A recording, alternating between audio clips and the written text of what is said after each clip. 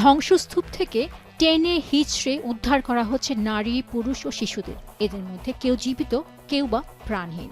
এ চিত্র যুদ্ধবিরতির আগে ইরানের ওপর মার্কিন ও ইসরায়েলি বিমান হামলার। প্রথমবারের মতো এ ভিডিও প্রকাশ করেছে ইরানি রেড ক্রিসেন্ট সোসাইটি। মর্মান্তিক এসব ঘটনা সত্ত্বেও খুবই ধীর গতিতে এগোচ্ছে যুক্তরাষ্ট্র ও ইরানের মধ্যকার যুদ্ধ বন্ধের শান্তি আলোচনা।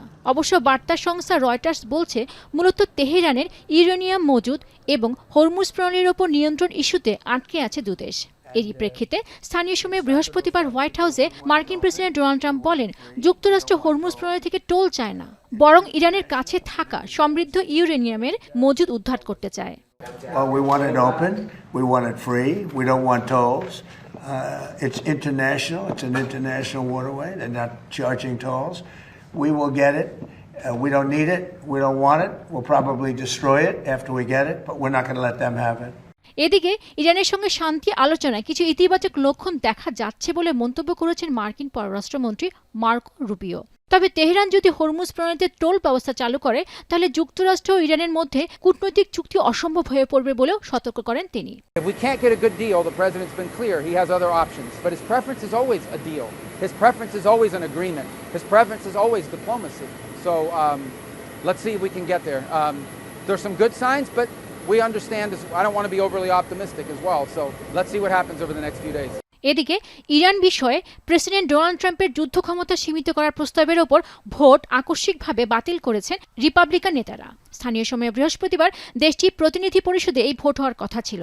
তবে সদস্যদের অনুপস্থিতির কারণে রিপাবলিকানরা ভোটে হেরে যাওয়ার উপক্রম হওয়ায় ভোটই বাতিল করে দেওয়া হয় বলে অভিযোগ ট্রাম্প বিরোধীদের। এরই মধ্যে নিজ দেশের প্রায় অস্ত্র উপযোগী ইউরেনিয়াম বিদেশে পাঠানো যাবে না বলে নির্দেশ দিয়েছে ইরানের সর্বোচ্চ নেতা মুস্তফা খামেনি। এমনই দাবি করা হয় বার্তা সংস্থা রয়টার্সের এক বিশেষ প্রতিবেদনে।